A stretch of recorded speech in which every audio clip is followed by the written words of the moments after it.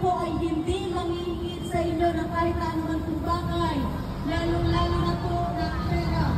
Alam niyo po, kailangan po natin ang salita ng Diyos sapagkat sinasabi po sa Mateo chapter 4 verse 4, sabi ng Panginoong Jesus na hindi lamang sa tinapay nabubuhay ang tao, kundi sa bawat salitang nagmumula sa bibig ng Diyos.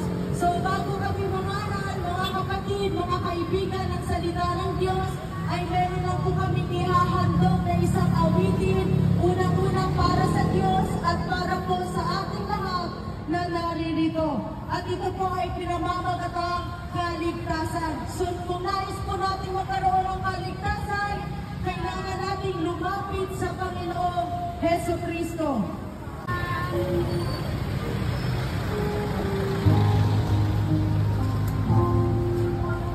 Saan ka nabubuhay, mahal na kaibigan, sa Diyos ka o pansarili lamang?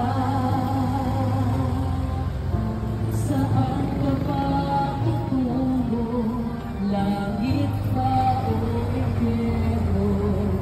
Isipin mo ito, kaibigan ko.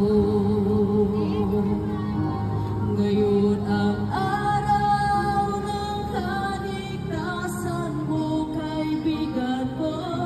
Baka ang bukas ay di na darating. Buhay mo'y madaling lilipas at magwawakas.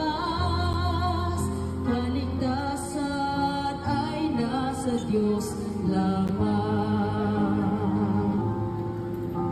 Ikaw ay naging tao, mahal na kaibigan, upang maglingkod sa Diyos lamang. Hanapin mo ang daan tungo sa kaligtasan, mapapangkat mo ang buhay ng hanggan. Ngayon ang araw ng kaligtasan mo, kaibigan ko. Baka ang bukas ay di na darating. Buhay mo'y madaling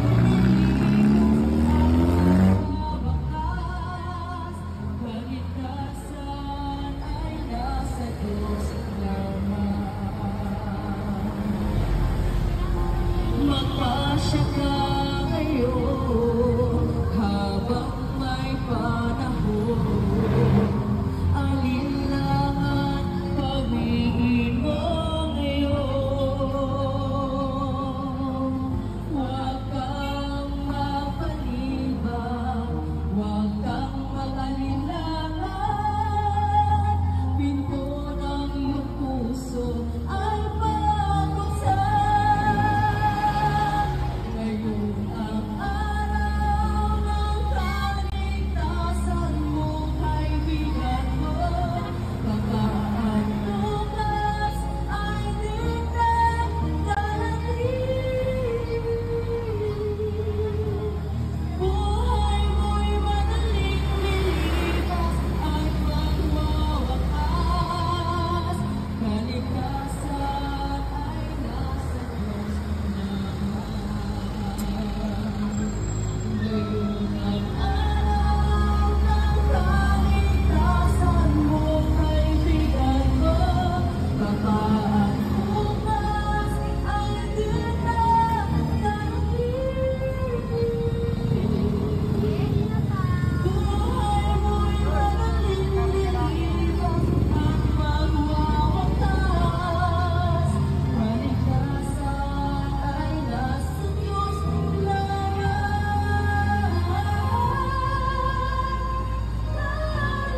Kaligtasan ay nasa Diyos lamang. Amen. So, ayon po sa inawit natin kanina, alam nyo, ang kaligtasan po ng ating mga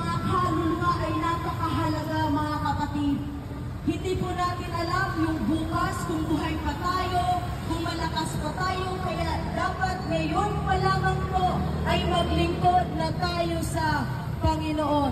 Dahil ang bukas ay pwede pong maging huli na.